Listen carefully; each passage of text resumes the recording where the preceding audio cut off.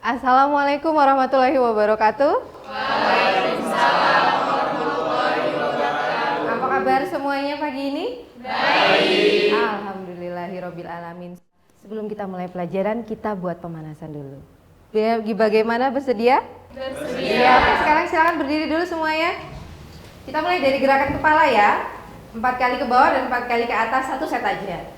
Ya, mulai 1, 2, 3. 1, 2, 3, 4, 5, 6, 7, 8. Oke, 1, 2, 3, 4, 5, 6, 7, 8. Oke, regangkan tangannya ke depan, kemudian ke belakang. Ya, lemaskan. Silahkan duduk kembali. Terima kasih. Hari ini kita akan bahas sebuah topik baru. Kemarin, sebulan yang lalu, tepatnya bulan Juni, ada berita tentang seorang anak usia 14 tahun lulus SNBPTN. Kalau 14 tahun berarti dia setara SMP kelas 2 atau kelas 3 SMP ya. Ternyata anak ini menempuh pendidikan informal, yaitu homeschooling. Ada yang pernah dengar homeschooling? Apa itu homeschooling? Sekolah di rumah. Yang lain? Kira-kira legal nggak sih ini pendidikan seperti ini? Tapi kok bisa lulus SNBPTN ya? Kan mendaftarnya harus pakai ijazah. Kita akan kupas tuntas tentang homeschooling ini. Legalitasnya kayak apa? Kurikulumnya bagaimana? Bagaimana, semua sudah siap untuk belajar tentang homeschooling? Siap. Oke, semangat ya. Semangat. Nah, sebelumnya Ibu akan bagi kalian jadi 2 kelompok yang nanti akan masing-masing membahas materi yang ada di sini. Sekarang silakan ambil satu persatu. Silakan.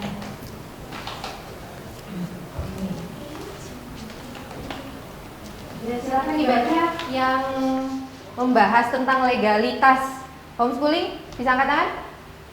5 orang nanti pindah ke tempat ini. Kemudian yang sisanya 4 orang membahas tentang apa di situ tulisannya? Iya, metode pembelajarannya, pindah ke kelompok sini. Oke, silakan. Kita bahas tentang legalitasnya homeschooling. 1, 2. Dasarnya Kalau itu yang seperti kursus itu, kemudian dan terakhir dia komunitas yang ada guru ya kan. Kita ke komunitas yang terlalu sibuk orang tuanya, jadi nggak bisa memberikan pembelajaran langsung ke anak-anak. Jadi juga bisa dari luar negeri, tinggal gimana kita kayak fokusnya ke apa sih, ke mereka, cita-cita mereka itu seperti apa. Kalau guru itu orang tua bisa jadi fasilitator. satu luar negeri atau dalam negeri? Bagusnya yang mana itu yang dijadikan konsep. Jadi dia kemauannya apa, cita-citanya apa, di umur ini dia mau apa, jadi orang tuanya bisa tahu kurikulum yang tepat buat anak. Oke, kalau itu dia ngomong. Jadi sebelumnya belum dapat mestinya kan, terus dia dapatkan di 6 bulan sebelumnya. Nah, orang tuanya berarti kalau nggak cocok tidak buat buang- Ya, buang waktunya waktu. sudah selesai. Sekarang siapkan siapa salah satu wakil dari kelompok untuk presentasi. Di sini juga begitu. Ini Ibu bagikan ada emoticon. Nanti kalian bertugas menilai teman yang akan presentasi di depan apakah memuaskan atau presentasinya membingungkan atau penampilannya kurang memuaskan. Kami dapat dasar-dasar hukumnya dari homeschooling. Yang pertama dari Undang-Undang tahun 1945 pasal 31 ayat 1 dan 2 yang menyatakan bahwa setiap warga negara itu berhak memperoleh pendidikan. Terus yang ayat kedua, warga negara itu wajib mengikuti pendidikan dasar dan pemerintah wajib membiayainya. Itu terkait pendidikannya.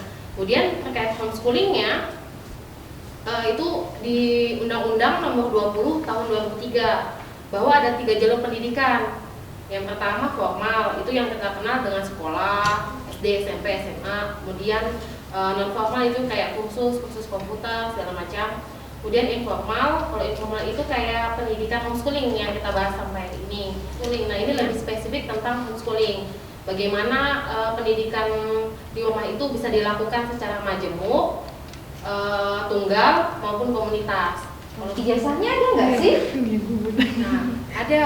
Jadi mungkin kita sering dengar ya, tapi yang paling kita sering dengar itu cuma ijazah pakai C. Jadi sebenarnya homeschooling itu punya ijazah. Untuk setara SD itu ijazahnya namanya paket A. Kalau untuk setara SMP itu namanya ijazah paket B. Kalau yang SMA itu paket C. Nah itu adalah ijazah yang kita bisa gunakan untuk ke perguruan tinggi. Sekarang boleh memberikan penilaian kepada kelompok ini legalitas. Kira-kira penjelasannya sudah memuaskan, membingungkan, atau kurang memuaskan? Silakan berikan. Oh iya, ternyata penjelasannya sangat memuaskan. Terima kasih Rahma, silakan duduk kembali.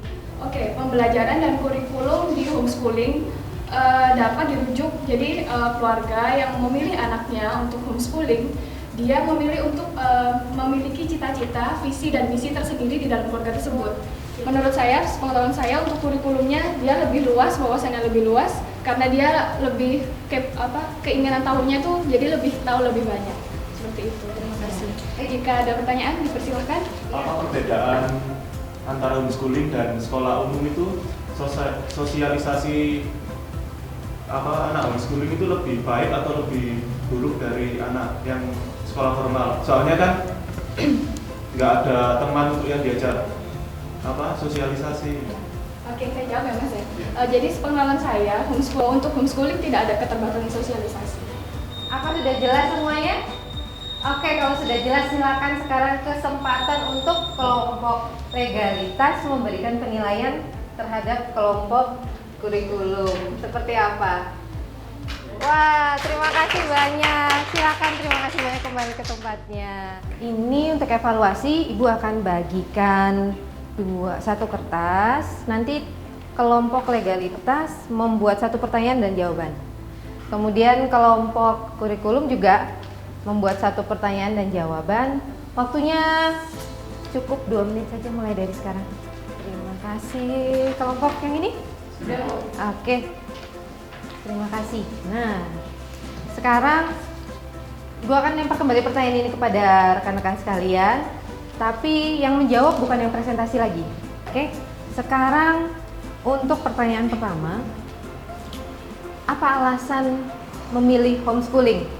Tadi sudah dibahas sama yang kelompok kurikulum kalau sosialisasi yang didapatkan oleh anak ketika mendapatkan metode homeschooling itu lebih baik dibandingkan dengan metode formal karena orang tua dapat mengontrol secara langsung sosialisasi anak ketika homeschooling seperti itu. Berbeda dengan di sekolah formal, kontrol orang tua itu sudah lepas gitu, jadi diserahkan kepada sekolah dan tidak bisa dipantau secara langsung. Oh iya, sudah betul jawabannya. Berarti penilaiannya seperti apa ini? Penilaiannya bagaimana? Membingungkan? Memuaskan atau gimana? Oh, ternyata sangat memuaskan. Iya.